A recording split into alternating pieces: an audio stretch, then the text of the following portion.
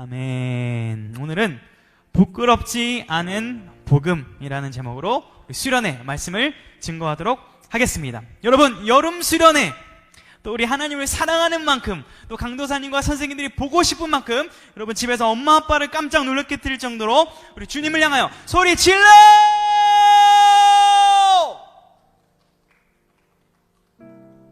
여긴 고요해요. 여러분 질렀죠? 예, 나중에 엄마한테 물어볼 거야. 친한 집사님한테 물어보고 싶네요. 자, 여러분 보고 싶습니다. 예, 보고 싶어요. 앞에 이제 수련회 시작하면서 그 영상도 보셨죠? 네. 자막은 내려주셔도 좋습니다. 영상 보셨죠? 바라만 본다. 너를 바라만 본다. 네가 보고 싶다. 이런 거 왜 불렀을까요, 제가? 선생님들이 여러분의 영상을 왜 찍었을까요? 간단합니다. 보고 싶으니까 그렇게 한 거거든요.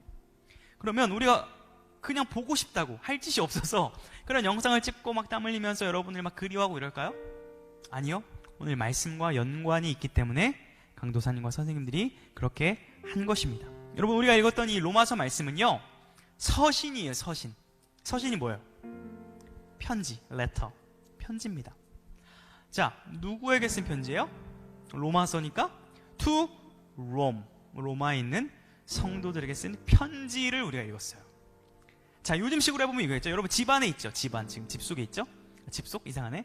to home 집서, 뭐 이렇게 현대판으로 바꾸면 이렇게 말할 수 있을까요? 아무튼 로마서입니다. 로마 성도들에게 쓴 편지예요. 자, 그런데 우리가 생각해 볼 수 있는 게 뭐냐면, 여러분 2000년 전에도 이 편지를 쓴 것이 왜 썼냐면 만날 수 없어서 쓴 거예요. 비대면 상황인 거예요. 이미 우리가 이렇게 유튜브로 교제하고 또 우리가 줌으로 교제하고 이렇게 하는 것들이요, 이 비대면 교제, 이미 성경적 원리입니다. 자, 그러면 첫 번째 우리가 던져야 될 질문이 뭐냐면, 바울은 왜 이 편지를 썼을까? 우리가 질문을 던질 수 있어야 됩니다. 우리 13절 말씀을 다시 한번 읽어보겠습니다. 시작! 형제들아, 내가 여러 번 너에게 가고자 하는 것을 너희가 모르기를 원하지 아니하노니 이는 너희 중에서도 다른 이방인 중에서와 같이 열매를 맺게 하려 함이로되 지금까지 길이 막혔도다. 자, 너무나 로마 성도들이 보고 싶어서 여러 번 가려고 했어요. 여러 번. 13절. 여러 번 가려고 했습니다. 그런데 길이 막혔어요. 길이 막혔습니다. 자, 여러 번 갔다라는 것은 굉장히 노력을 많이 했다라는 거죠. 얼마나 이 로마의 성도들이 바울이 보고 싶었냐면, 우리 9절 말씀을 또 볼게요. 내가 그의 아들의 복음 안에서 내 심령으로 섬기는 하나님이 나의 증인이 되시거니와 항상 내 기도에 쉬지 않고 너희를 바라며. 여러분, 보고 싶은데 얼마나 보고 싶냐면요, 이 바울이라는 사람은 맨날 기도하는 사람이거든요. 맨날. 근데 기도할 때마다 어떻게 기도한대요? 너희를 위해서 쉬지 않고 기도한다. 매일매일 너희를 위해서 기도한다라는 거예요. 그만큼 보고 싶다라는 거예요, 지금. 근데 보고 싶은데 볼 수 없어서 편지를 쓴다라는 거예요. 마치 우리가 이렇게 온라인 수련을 해서라도 여러분과 교제하고 싶은 것처럼 말이죠. 강도사님은 사실 이 성경의 말씀이요, 10대 시절과 20대 시절에는 이 성경의 말씀이 굉장히 좀 어려웠어요. 그리고 뭔가 나랑은 별로 상관이 없는 것 같았어요. 뭔가 뜬구름 얘기를 하는 것 같은 거예요. 현실과는 별로 상관이 없는 줄 알았습니다. 그런데 최근에 팬데믹 상황을 겪으면서 이 말씀을 묵상하면서 여러분들을 보고 싶은데 못 만나는 이 상황 가운데서, 아하, 성경이 우리 실생활과 굉장히 연관되어 있구나. 바울도 로마 성도들이 보고 싶어서 못 봐가지고 편지를 쓰고 있구나. 우리처럼 그리워하고 보고 싶어하는 감정이 있었구나라는 것을 굉장히 피부로 느끼게 되었습니다. 저도 여러분이 너무나 보고 싶어서 작년 2020년 우리 코로나19가 터지고부터 많은 일들을 했습니다. 뭐 온라인 수련회, 온라인 라이브 방송, 뭐 온라인 공과, 뭐 기도회, 성경 읽기, 제자 훈련 등 굉장히 많은 걸 했어요. 뭐 신방도 갔고 영상 강탈출, 미션 강탈출, 굉장히 다양한 걸 했습니다. 직접 만나서 치킨도 먹고 햄버거도 먹고 물놀이도 하고 하면 너무 좋은데 그럴 수 없으니까 온라인으로 대면을 하려고 제가 노력했던 거죠. 저는 여러분이 강도사님이 이런 거 했던 거 기억이 안 나도 괜찮습니다. 바울이 말했던 것처럼 저는 이것만 기억했으면 좋겠어요. 저분이 왜 저렇게 했을까? 저분이 앞에서 왜 저렇게 시끄럽게 떠들고 있을까? 딱 하나예요. 보고 싶어서. 그 이유 때문에 했다. 아, 우리를 그리워하는 사람이 있고 우리를 보고 싶어하는 사람이 있구나. 이 정도만 저는 기억을 했으면 좋겠습니다. 자, 그러면 보고 싶어서 이 편지를 썼는데 두 번째로 던져야 될 질문이 뭐냐면, 그럼 보고 싶은데 만나면 뭐 할 건데? 이 편지를 써서 뭐 할 건데? 만나서 뭐 하려고 지금 보고 싶어 하는가? 우리가 그 질문을 던져야 됩니다. 11절 한번 읽어보도록 하겠습니다. 시작. 내가 너희 보기를 간절히 원하는 것은 어떤 신령한 은사를 너희에게 나누어 주어 너희를 견고하게 하려 함이니. 자, 지금 말씀을 띄워주세요. 너희를 내가 보기 원하는 것은 어떤 신령한 은사를 너희에게 전달해주고 나누어주고 이것을 통해서 너희가 견고하게 서기를 원해서 만나고 싶다. 이게 이유를 말하는 거죠. 자, 퀴즈. 여기서 어떤 신령한 은사는 뭘까요? 자, 첫 번째. 신비로운 어떠한 능력. 2번. 지금 눈에는 아무것도 보이지 않지만 영적인 어떤 신령한 눈을 들어서 어떤 이 영적 세계를 보는 능력. 3번. 모르겠다. 여러분 3번이죠. 자, 답이 어디 있을까요? 오늘 본문 말씀 안에 있습니다. 15절을 이어서 한번 보겠습니다. 15절 시작.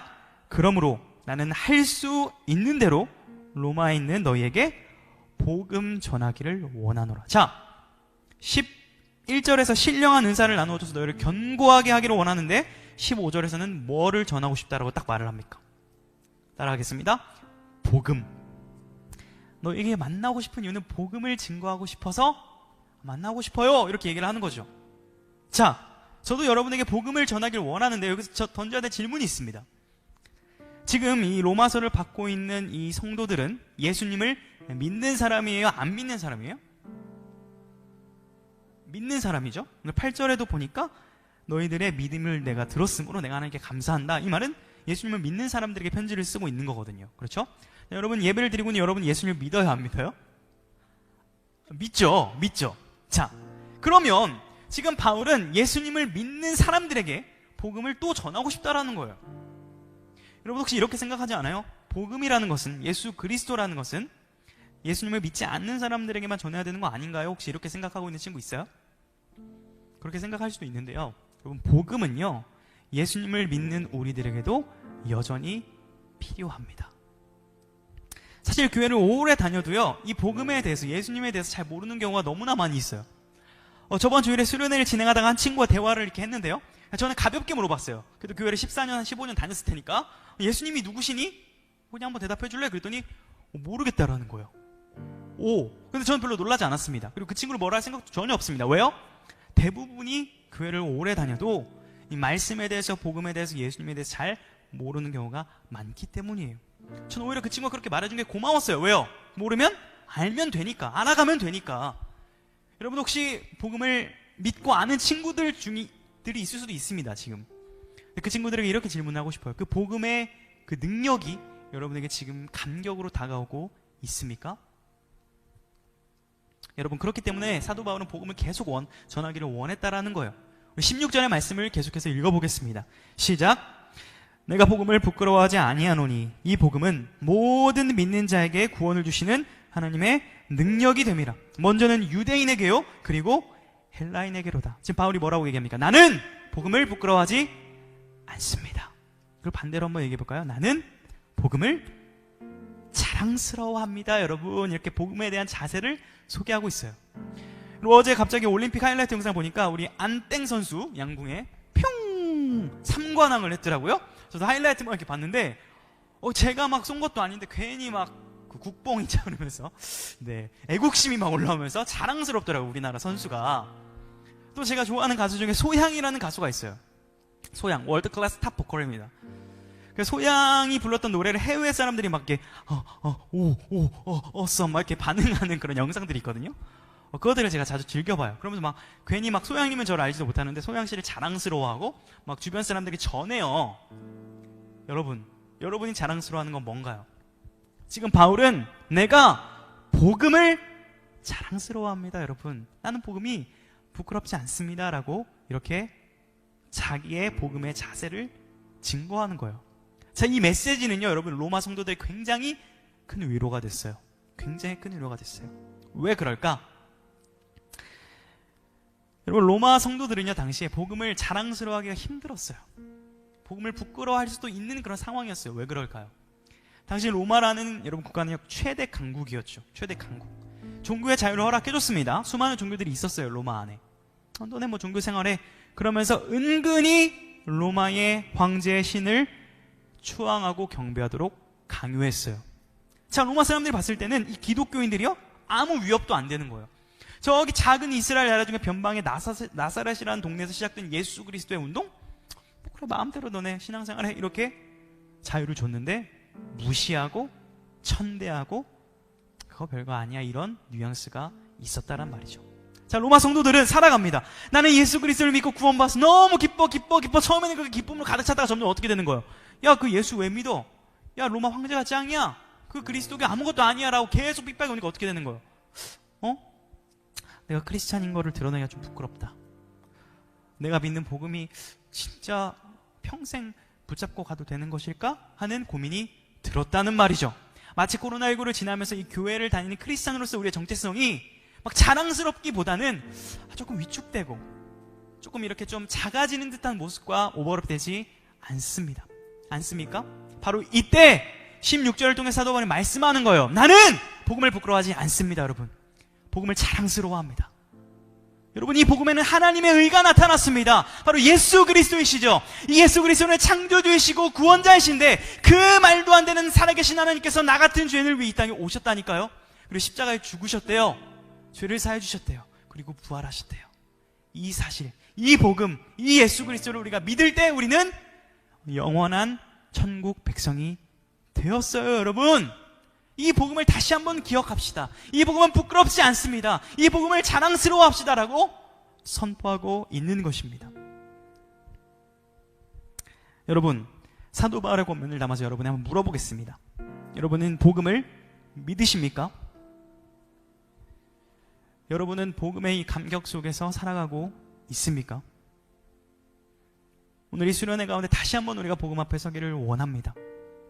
혹시 이 예배를 드리고 있는, 수련회를 참여하고 있는 사람 중에 아직 예수 그리스도를 내가 잘 모르겠고 믿지 않는 친구들이 있다면, 예수 그리스도께서 여러분을 위하여 2000년 전에 실제 역사 가운데 골고다 언덕에서 죽으셨고 부활하심으로 여러분을 구원하셨음을 믿으시기를 간절히 축복합니다. 혹시 내가 예수님을 믿지만, 이 복음을 알지만 뭔가 요즘 답답하고 내 신앙이 떨어져 가는 것만 같고 코로나 가운데서 기독교인으로서 자부심이 없는 것 같은 친구들이 있습니까? 다시 한번 이 복음이 여러분에게 자랑이 되고 감격이 되기를 축복합니다.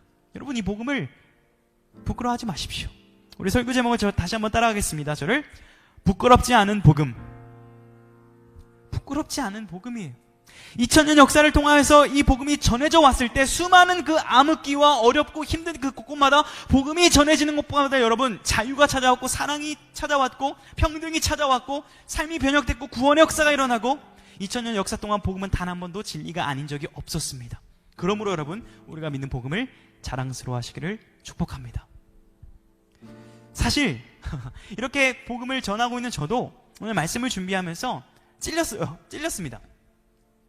나는 과연 복음을 정말 감격하는 가운데서 이 말씀을 증거하고 우리 아이들을 대하고 있는가? 라는 질문 앞에 네, 저는 그러고 있는데요? 쉽게 대답하기 어려웠어요. 짧다면 짧고 길다면 긴 30년의 세월을 살아오고 있습니다. 30살이거든요, 제가. 주님을 위해서 살았다고 많이 노력을 했습니다. 매일매일 기도하고 말씀을 묵상했죠. 그런데 제 인생에도 위기가 왔었어요. 슬럼프가 누구에게나 찾아오죠. 특별히 2019년으로 기억합니다. 가장 힘들었던 시기를요. 그때 신학대학원 3학년 시절에 이제 내가 과연 이 사명을 잘 감당할 수 있을까, 이런 고민이 찾아왔단 말이죠. 그러면서 사랑의 아픔도 겪고 새벽마다 눈물로 기도를 했거든요. 주여, 제게 은혜를 베푸소서, 저를 붙잡아 주옵소서. 근데 그 눈물의 그 의미가 이게 하나님의 은혜를 충만하게 경험해서 그랬다기보다는 좀 이렇게 힘들었거든요. 시련도 겪고. 근데 이제 주변 사람들은 저보고 저 친구 은혜를 많이 받았어, 이렇게 착각하긴 했었습니다. 자, 그러던 찰나에 제가 이스라엘을 갑니다. 2019년 제 인생에 변환점이 일어납니다. 예수 그리스도께서 우리를 위해 십자가를 지고 올라가시던 골고다 언덕을 그 새벽에 터벅터벅 걸어갑니다. 그리고 예수님께서 십자가에 달리셨던 그 자리에 무릎을 꿇고 잠시 기도하는 시간을 가졌어요. 기도도 소리도 못 내요. 지금처럼 그냥 조용하게 기도해야 돼요. 왜냐하면 거기에 유대교 사람들이 있으니까. 조용히 기도했어요. 하나님, 제가 이 사명의 길을 갈 수 있을까요? 그때 주님께서 이런 마음을 주시는 것 같았어요. 내가 너를 사랑한다. 내가 너와 함께 알고 있는데 무슨 걱정이니? 너무 뻔한 말이죠. 너무 뻔한 말. 이미 잘 알고 있었던 거예요. 근데 그 순간, 조용히 기도하고 있는 그 순간 울음소리도 낼 수도 없어요. 꺽꺽 참아가며 하나님, 주님께서 나를 사랑하신다라는 그 기쁜 소식, 복음이 지식이 아니라 제게 감격이 되었군요. 이제는 다시 한번 삶의 길로 나아가겠습니다 라고 결단하고 돌아왔던 기억이 있습니다. 이렇게 해피엔딩으로 끝나면 너무 좋은데, 2019년이 내 인생의 제일 힘든 시간인 줄 알았는데 2020년 뭐가 터졌습니까? 코로나19가 터졌죠. 심지어 제가 작년에 살았던 방은요, 방음이 안 돼가지고 굉장히 조용하게 살았던 공간이에요. 밖에 나가지도 못하는데 방에서도 시끄럽게 얘기하지도 못하고 조용하게 살았던 그 외로움, 여러분도 아마 느껴봤을 거라고 생각합니다. 그 시기에 굉장히 예배를 마음껏 드리기가 어려웠잖아요. 힘들었습니다. 그래서 2019년에 받았던 그 은혜가 서서히 좀 잊혀져 가는 그 찰나였어요. 그럴 때 어느 날 방에서 혼자 조용하게 그냥 유튜브에 어노인팅 예배를 틀어놓고 예배를 드리는데, 그때도 소리를 낼 수 없습니다. 소리를 낼 수 없어요. 그래서 찬양을 하는데 어떻게 찬양을 하냐면 이어폰을 꽂고, 소리를 낼 수 없으니까 그냥 이렇게 찬양해요. 지금 제가 소리를 내고 있는 게 아닙니다. 이런 식으로 찬양하고 기도할 때 소리를 낼 수조차 없는 그 순간 주님은 저에게 또 찾아오셨어요. 그리고 이렇게 말씀하셨어요. 지금 내와 너와 함께 한다 라는 마음을 강하게 주셨어요. 다시 한번 그 복음의 감격 속에 작년의 사역들을 감당할 수가 있었습니다. 사랑하는 여러분, 부디 이 시간이, 이 여름 수련회가 여러분에게 그런 뜨거운 은혜의 추억이 될 수 있기를 소망합니다. 여러분 많이 힘들죠? 보고 싶습니다. 진짜 치킨 사줄 겁니다. 끝나면 햄버거 사줄 겁니다. 치킨 파티 매주 열 생각입니다. 제 사비를 털어서 말이죠. 그날을 기대하십시오. 빨리 왔으면 좋겠습니다.